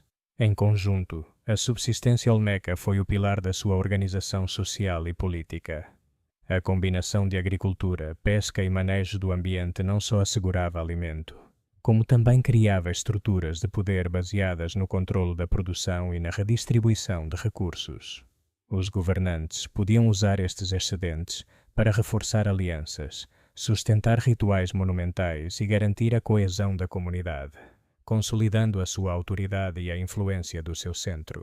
Em conclusão, a economia olmeca demonstra um equilíbrio entre adaptação ambiental, inovação tecnológica e organização social. O milho, o feijão e a abóbora não eram apenas alimentos, eram instrumentos de poder e ritual. Os rios e pântanos não eram apenas ambientes perigosos, eram espaços sagrados que podiam ser geridos para o benefício coletivo. A pesca, a recolha e o planeamento agrícola formavam um sistema integral que sustentava a vida cotidiana, os rituais e as hierarquias sociais, lançando as bases para a expansão da sua influência cultural e política na Mesoamérica. Um dos traços mais destacados da economia e da sociedade olmeca foi a especialização produtiva, que permitiu a consolidação de centros cerimoniais complexos e a criação de bens de prestígio que reforçavam a autoridade das elites. Para além da subsistência agrícola, os olmecas desenvolveram ofícios especializados que exigiam habilidades técnicas avançadas e um conhecimento profundo dos materiais, transformando recursos locais e regionais em objetos de valor simbólico, ritual e comercial. A escultura em jade é talvez a especialização mais emblemática da cultura olmeca. A jadeite, trazida do Vale do Motagua na atual Guatemala, era extremamente dura e difícil de trabalhar. Os artesãos olmecas desenvolveram ferramentas de pedra e técnicas de abrasão para modelar machados. cerimoniais, estatuetas, máscaras e contas com um acabamento quase perfeito. Cada peça de jade era muito mais do que um objeto decorativo. Representava estatuto social, poder político e ligação com o divino. Apenas os governantes e as elites tinham acesso a estes bens, e a habilidade de esculpir jade era reservada a oficinas controladas. A cerâmica foi outro ofício especializado com fins utilitários e rituais. Embora algumas peças pudessem ser usadas no cotidiano, os objetos mais finos eram estatuetas, vasos e urnas decoradas com iconografia religiosa. A fabricação de cerâmica exigia conhecimentos avançados. Algumas oficinas concentravam-se em áreas específicas, evidenciando um controle social sobre a produção artística. A mineração local e regional também desempenhou um papel central. Os olmecas exploravam basalto, serpentina, hematita, conchas e obsidiana. O basalto transportado das serras próximas era empregado em cabeças colossais e altares. O seu transporte implicava uma logística complexa, exigindo coordenação e mão de obra especializada. A organização destes ofícios reflete um grau avançado de divisão do trabalho. A evidência arqueológica mostra oficinas delimitadas, indicando que certos grupos se dedicavam exclusivamente a um tipo de produção. Esta especialização não só aumentava a eficiência, como também gerava estatuto social. A especialização também teve um impacto econômico e político. Os objetos produzidos circulavam em redes de intercâmbio, consolidando alianças e reforçando a autoridade dos governantes. A produção destes bens estava controlada diretamente pelo centro cerimonial, evidenciando que a especialização era também uma ferramenta de centralização do poder. Além disso, a transmissão do conhecimento técnico era crucial. É provável que as oficinas funcionassem como espaços de ensino, assegurando a continuidade da tradição artesanal. A especialização estava entrelaçada com a cosmologia. Os objetos de prestígio eram depositados em oferendas ou enterramentos, integrando o trabalho artesanal com a vida ritual. Finalmente, a especialização e os ofícios olmecas lançaram as bases para a divisão do trabalho na Mesoamérica. A combinação de oficinas, controlo de recursos e circulação de bens de prestígio seria replicada em culturas posteriores. Em conclusão, os ofícios especializados dos olmecas não foram simples técnicas de produção. Foram ferramentas de poder, comunicação e coesão social, integrando economia, ritual e política. A habilidade de transformar recursos naturais em objetos de prestígio consolidou a centralidade dos centros cerimoniais. Um dos elementos-chave que permitiu o auge da civilização olmeca foi a existência de amplas redes de intercâmbio, que ligavam centros cerimoniais como San Lorenzo, La Venta e Tres Zapotes a comunidades vizinhas e regiões mais distantes da Mesoamérica. Estas redes não só facilitavam o fluxo de bens materiais, como também asseguravam a difusão de ideias, estilos artísticos e símbolos religiosos, consolidando a influência política e cultural dos centros olmecas. A geografia do Golfo do México desempenhou um papel decisivo. Rios caudalosos funcionavam como autoestradas naturais, permitindo o transporte de mercadorias pesadas. Os olmecas aproveitaram estes canais para mover blocos de basalto, jade e outros materiais. Entre os materiais mais cobiçados encontrava-se o jade, trazido do Vale do Motagua. Na atual Guatemala, a jadeíta era altamente valorizada pelas suas conotações rituais. A sua aquisição dependia de relações de intercâmbio complexas. Os objetos de jade produzidos pelas oficinas olmecas eram sinais de prestígio que circulavam para comunidades aliadas. Outro material fundamental foi a obsidiana, proveniente de fontes vulcânicas dos Altos de Chiapas, Puebla e Guerrero. A obsidiana era essencial para a fabricação de ferramentas de corte. A sua presença em sítios do Golfo indica que os olmecas participaram ativamente no comércio de longa distância. O basalto, por sua vez, era utilizado principalmente na construção de cabeças colossais e altares. A mobilização destes materiais implicava uma coordenação comunitária, demonstrando a existência de hierarquias capazes de organizar projetos monumentais. O intercâmbio olmeca não se limitava a materiais pesados ou de luxo. Incluía também produtos agrícolas e conchas marinhas. A combinação de bens locais e materiais exóticos permitiu a criação de um sistema econômico diversificado. A organização destas redes de intercâmbio evidencia um notável grau de planeamento.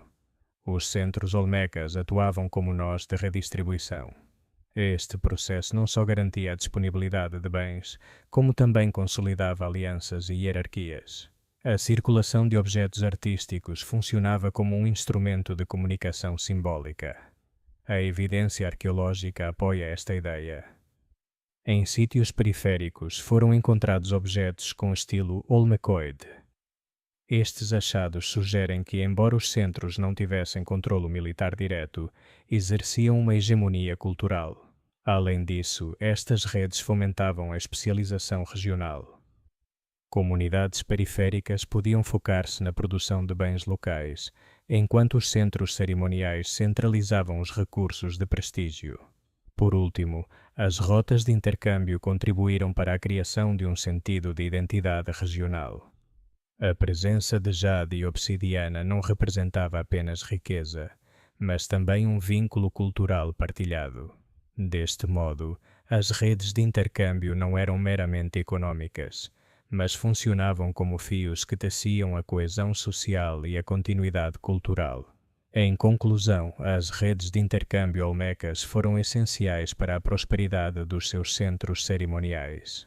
Os rios facilitaram o transporte, enquanto o jade e a obsidiana ligavam diferentes regiões num sistema de fluxo de bens, ideias e símbolos. Estas redes não só sustentaram a economia, como também consolidaram a autoridade política e a identidade cultural.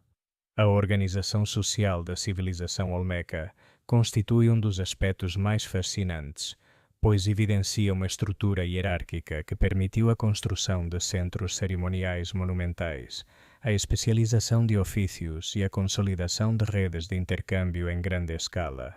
Embora não existam registros escritos diretos, a arqueologia forneceu indícios claros da existência de elites, chefias e um controlo centralizado do trabalho. Um dos principais indicadores de hierarquia social encontra-se na monumentalidade arquitetônica e escultórica. Os grandes montículos e cabeças colossais não poderiam ter sido construídos sem uma coordenação laboral massiva, o que sugere a presença de líderes capazes de mobilizar e sustentar o trabalho de centenas, talvez milhares, de pessoas. As diferenças na distribuição do espaço e nas habitações também oferecem evidência de estratificação. Em sítios como San Lorenzo, identificaram-se plataformas residenciais de maior tamanho perto de praças cerimoniais, que provavelmente albergavam as elites. Esta separação física sugere um controlo sobre o acesso aos recursos e a participação em rituais. A especialização laboral está diretamente ligada a esta organização. Oficinas de jade e cerâmica concentravam-se em zonas específicas, sob supervisão da elite. Os ofícios não eram meramente técnicos, estavam integrados num sistema político-religioso. Os indícios de chefias observam-se também na iconografia. As cabeças colossais mostram indivíduos com tocados elaborados, sugerindo um modelo de liderança reconhecido, no qual certos indivíduos atuavam como intermediários entre os deuses e a população. Recursos é outro elemento-chave.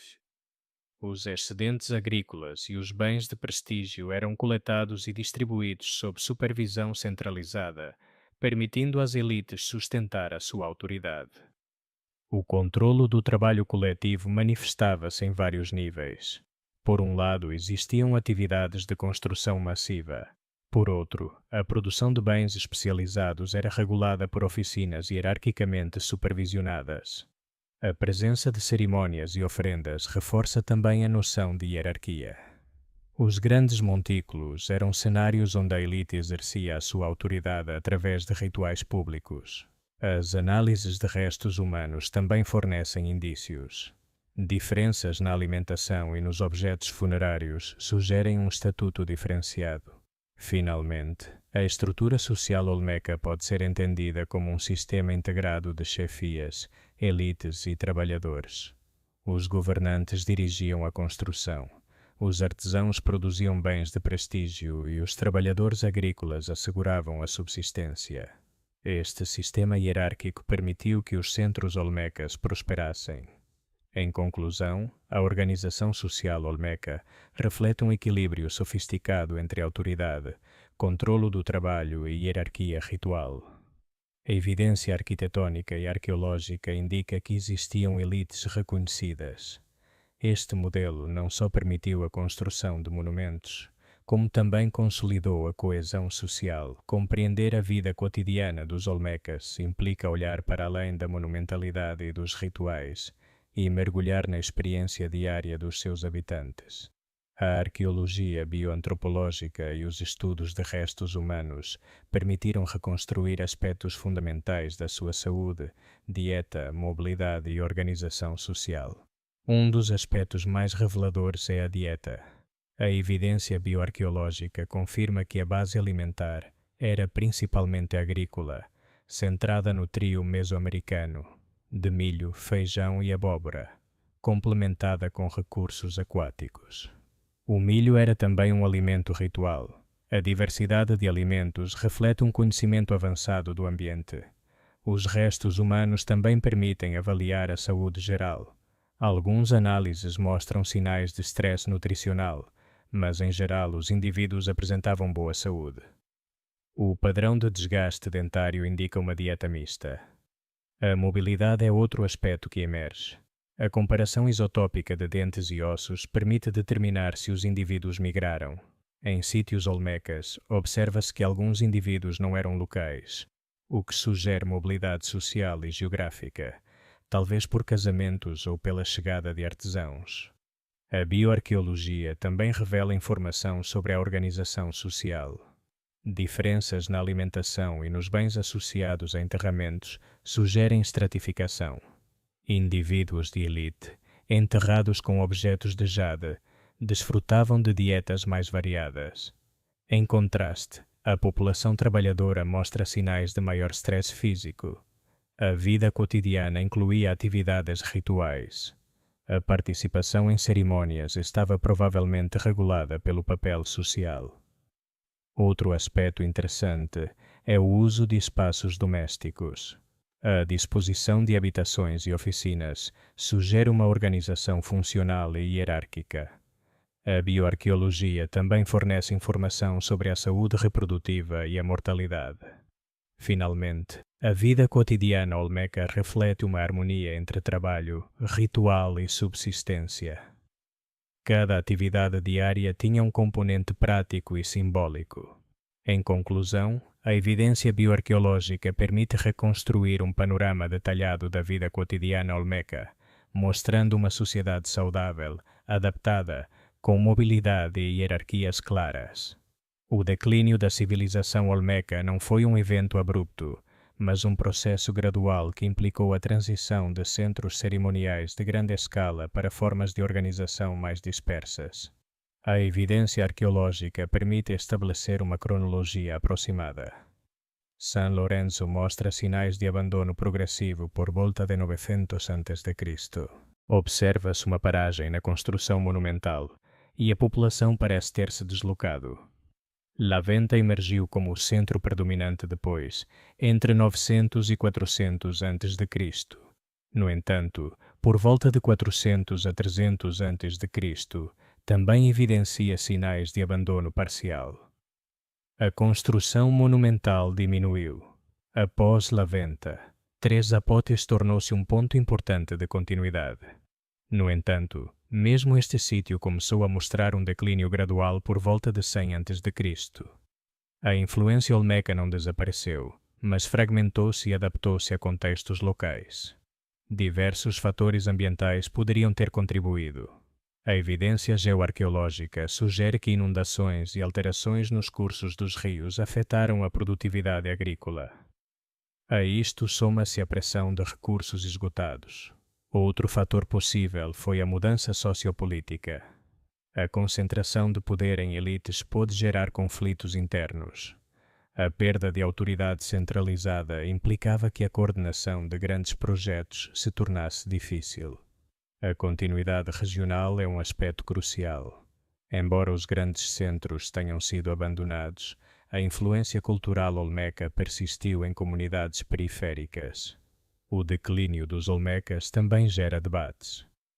Alguns investigadores destacam fatores ambientais, outros causas sociopolíticas. Provavelmente foi o resultado de uma combinação de fatores. Finalmente, a cronologia do declínio oferece uma lição sobre a resiliência. Os olmecas não desapareceram, os seus conhecimentos dispersaram-se, transformando-se em influências duradouras. Em conclusão, a cronologia do declínio olmeca evidencia um processo gradual e multifatorial. No entanto, a cultura olmeca não desapareceu. A sua influência continuou através de comunidades dispersas. O declínio da civilização olmeca continua a ser um tema fascinante e amplamente debatido. Embora não existam registros escritos, a evidência arqueológica permite formular várias hipóteses sobre as causas do abandono, geralmente agrupadas em 3 categorias: ambientais, políticas e económicas. Uma das hipóteses mais citadas é a ambiental. Os centros olmecas estavam situados em zonas vulneráveis a inundações e erosão. A evidência geoarqueológica indica que inundações e alterações nos rios podem ter afetado a produtividade agrícola. Da mesma forma, mudanças climáticas graduais poderiam ter tensionado os sistemas de irrigação. A dependência dos rios era tal que qualquer alteração tinha um impacto direto. Outra vertente ambiental é o esgotamento de recursos. A extração intensiva de basalto e madeira pode ter gerado pressão sobre o ambiente local. Paralelamente, os fatores políticos oferecem outra explicação. A centralização do poder era fundamental, mas também gerava vulnerabilidades. Qualquer conflito interno ou rivalidade poderia ter enfraquecido o controlo. A arqueologia sugere mudanças no planeamento urbano, indicando uma reorganização do poder. Por último, existem hipóteses de causas económicas. A economia olmeca dependia da produção agrícola e das redes de intercâmbio de materiais exóticos. Qualquer perturbação nestes sistemas podia afetar a estabilidade económica. A dependência de recursos externos, como o jade, implicava que mudanças nas relações comerciais pudessem ter limitado a disponibilidade de bens de prestígio, enfraquecendo a autoridade das elites. Ao analisar estas hipóteses, é evidente que o declínio não pode ser atribuído a uma única causa, mas a uma interação complexa de fatores. O estudo destes fatores também permite compreender a resiliência da cultura olmeca. Embora os grandes centros tenham sido abandonados, os estilos artísticos e as práticas rituais persistiram noutras regiões. Em conclusão, as hipóteses sobre as causas do declínio olmeca destacam a interação de fatores ambientais, políticos e económicos. Este enfoque multidimensional permite compreender não só como terminou o apogeu dos olmecas, mas também como a sua cultura conseguiu transcender o desaparecimento das suas cidades principais. O legado cultural dos olmecas transcende em muito o período em que os seus grandes centros cerimoniais estiveram em pleno apogeu. Embora estes centros tenham sido abandonados, a influência olmeca manteve-se viva através da sua arte, religião, organização social e tecnologia, moldando o desenvolvimento de numerosas sociedades mesoamericanas posteriores. Compreender este legado permite apreciar a importância dos olmecas como fundadores de tradições culturais que perduraram por séculos. Um dos aspectos mais visíveis do legado olmeca é a sua iconografia e arte ritual. O uso de símbolos como o jaguar e o er-jaguar foi adotado e reinterpretado por culturas posteriores. Este tipo de iconografia não era meramente decorativa, comunicava autoridade e poder divino. O uso da monumentalidade também constitui um legado significativo.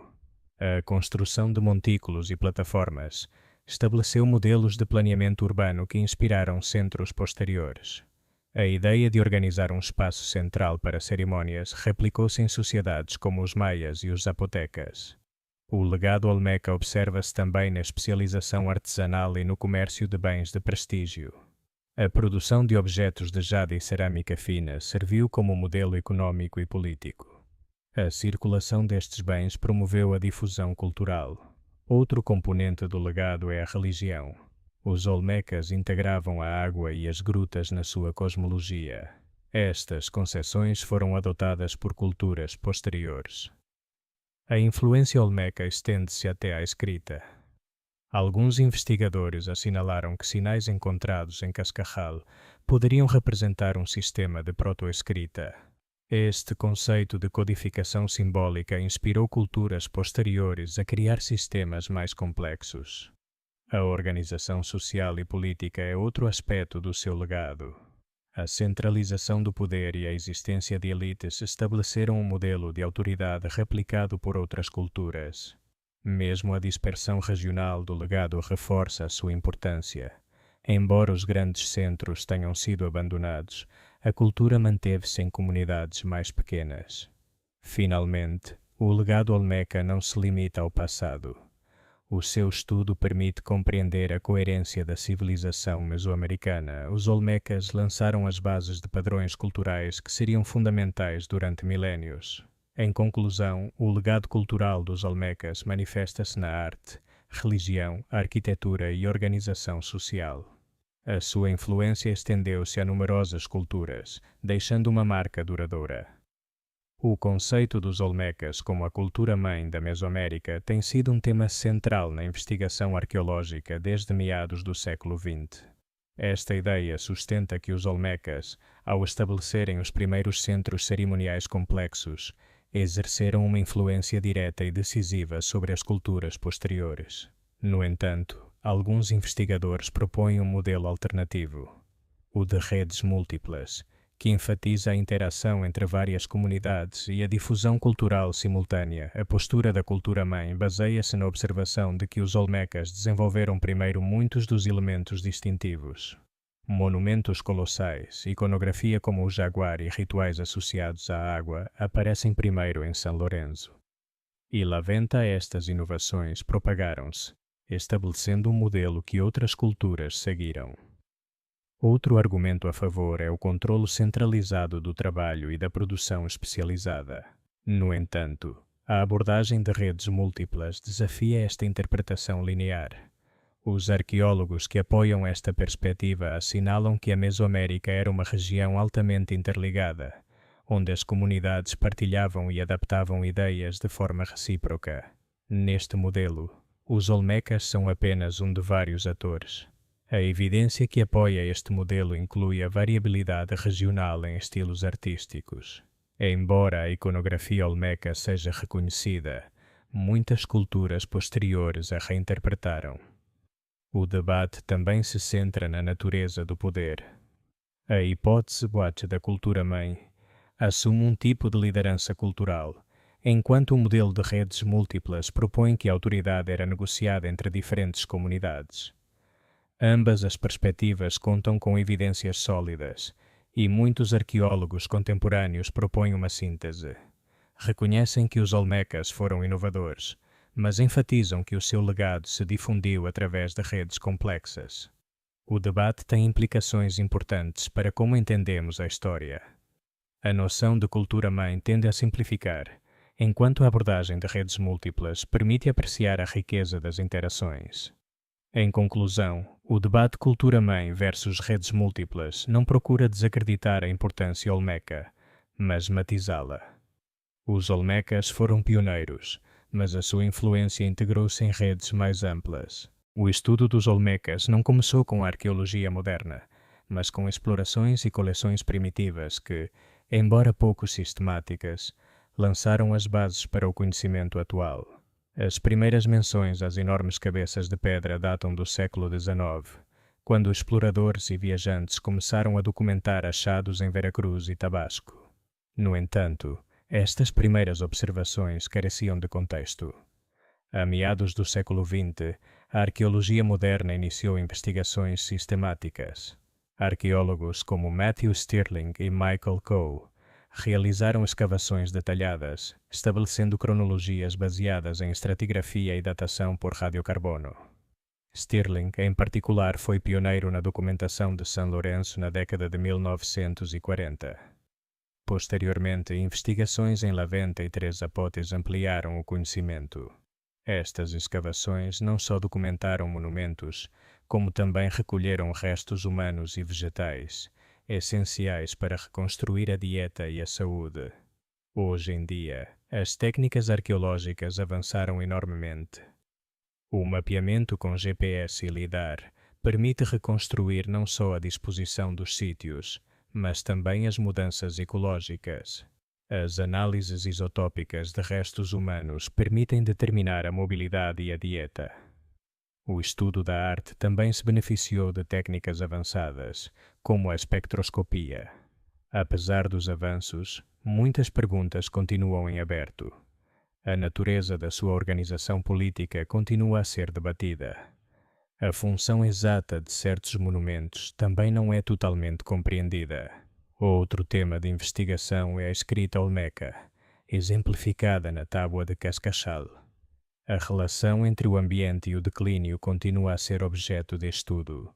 Finalmente, a investigação moderna também enfatiza a dimensão social. A análise bioarqueológica revelou a vida cotidiana. Em conclusão, a investigação moderna sobre os olmecas percorreu um longo caminho. Estas investigações permitiram reconstruir cronologias e práticas rituais. Ao mesmo tempo, muitas perguntas permanecem, mantendo viva a curiosidade científica. Ao longo desta viagem pela história dos olmecas, exploramos desde os primeiros assentamentos em São Lourenço até a monumentalidade de Laventa, a arte e a religião, a organização social, a economia e, finalmente, o declínio e o legado que deixaram para a Mesoamérica. Os olmecas não foram apenas pioneiros na construção de centros cerimoniais e na criação de cabeças colossais, mas também mestres do simbolismo, da organização social e da inovação tecnológica. Os seus feitos lançaram as bases para muitas das culturas que surgiriam séculos depois em toda a região mesoamericana. A fascinação pelos olmecas não termina com os sítios arqueológicos. A sua influência percebe-se na iconografia, na religião e nos sistemas de poder de civilizações posteriores. Embora os seus grandes centros tenham sido abandonados, a cultura olmeca continuou viva através de comunidades dispersas, redes de intercâmbio e tradições artísticas, demonstrando que o seu legado transcendeu o tempo e o espaço.